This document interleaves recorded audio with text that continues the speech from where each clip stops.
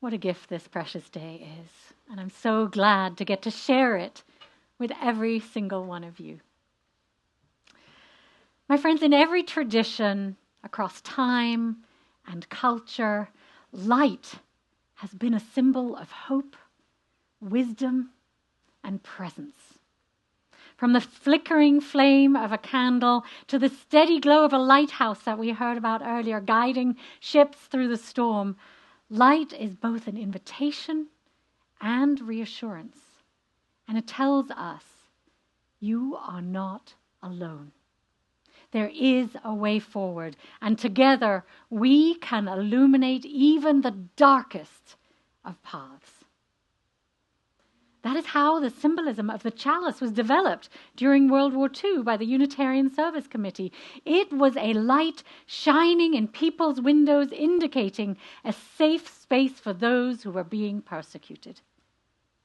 And it's part of the reason we named ourselves Chalice as a community, to be a beacon of light shining brightly in the dark. And don't we want to keep that light burning brightly in our window for all to see? Yeah. So as we gather this morning in this beloved community, I invite us to reflect what it means to be the light for ourselves and for each other and for the world at this time. And as we do, I ask you, what does it mean to be a beacon? To shine not only in times of ease, but in times of challenge. How do we ensure that this light, our beautiful Chalice community, burns brightly for all who seek its warmth? Now, the light we share today didn't appear out of nowhere. It has been passed down generation to generation through those who dreamed of a faith rooted in love, justice, and radical inclusivity and welcome.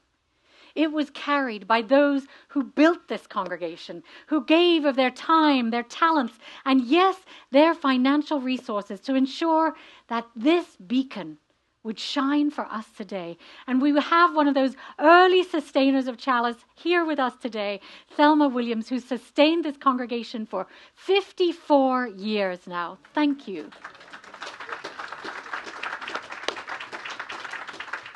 It's because of your vision and the vision of so many others here who've been here for such a long time that we are thriving now. Thank you. Think of all the ways that our Chalice community has been a source of light for you and for others. Anyone got anything they want to share? Just shout out and I'll call it out. How has it been a light for you and for others? Music, yes. Community, friends, hope.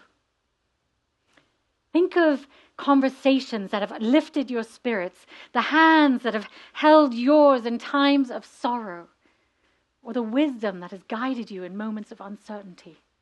Think of the music, the shared laughter, the service to each other and the community, and the quiet prayers and hopes spoken into the stillness. Think of the many meals we have shared, and we get to share another one today, and the meals that we have prepared for others, for those who have very little.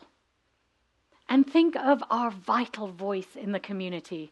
This is the light that we have inherited, a light that doesn't exist on its own, but because people before us have tended it with care, with intention, and with devotion. So today we are called to be ongoing keepers of this light. Are you game?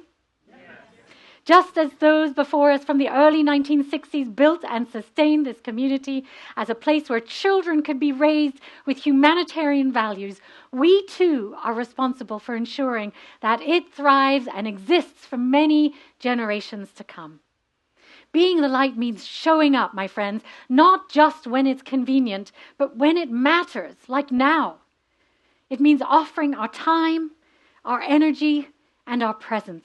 And yes, it also means giving financially so that this congregation can continue to be a source of warmth and guidance for all who enter its doors. And I want you to reframe this. I've been reframing this myself. It's not about obligation. or some pain in the neck thing we have to do every year. It's about opportunity. The opportunity to co-create something meaningful together. To invest in a future where love is preached, where justice is pursued, and compassion is practiced every week. And to ensure that the doors of the sanctuary remain open for those who need it most. I see it as investing in a mutual fund of goodness. And there's not that many of those around. My friends, there's a story of an old traveler who comes upon a village at night, and the streets are dark except for small pools of individual light cast by people carrying lanterns. And as the traveler walks further, they notice that the light moves with the people, their lanterns illuminating the path, not only for themselves, but for all those around them. Why do you each carry a light? The traveler asks. And one villager responds, so that no one walks in darkness. We do not wait for a single lamp to light the way. We each bring our own lamp, so that together we make the whole village bright. What a powerful image for our congregation, isn't it? The light of our community doesn't come from one or two people alone, nor even from a few of us.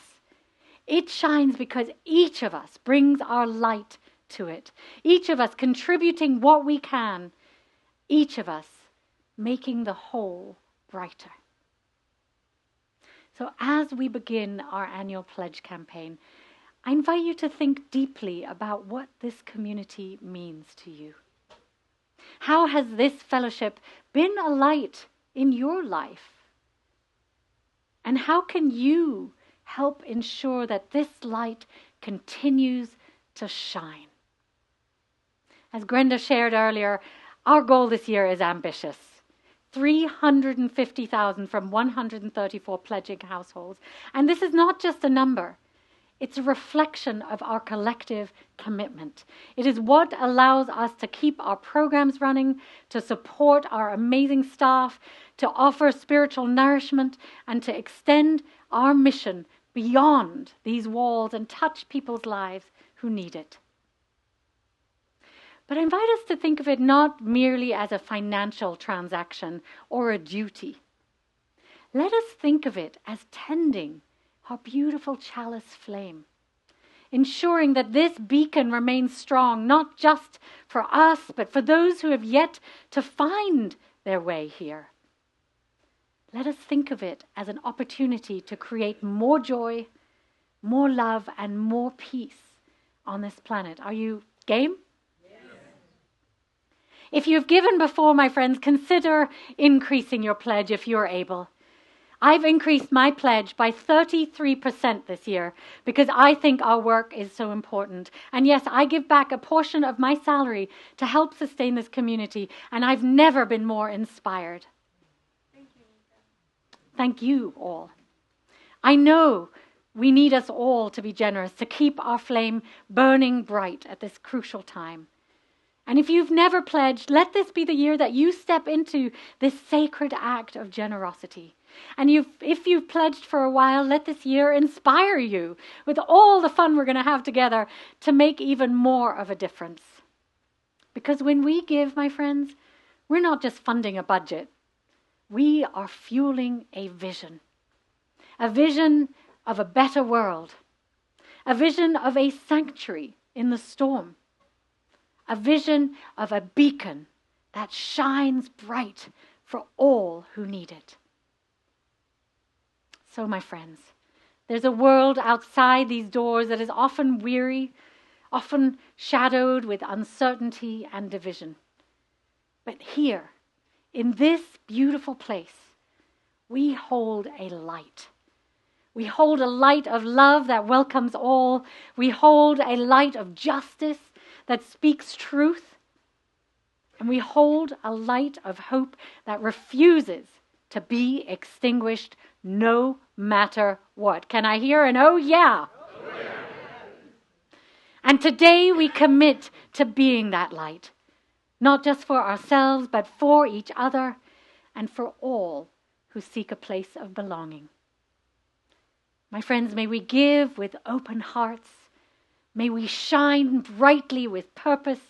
And may this chalice burn like a beacon for generations to come. May it be so.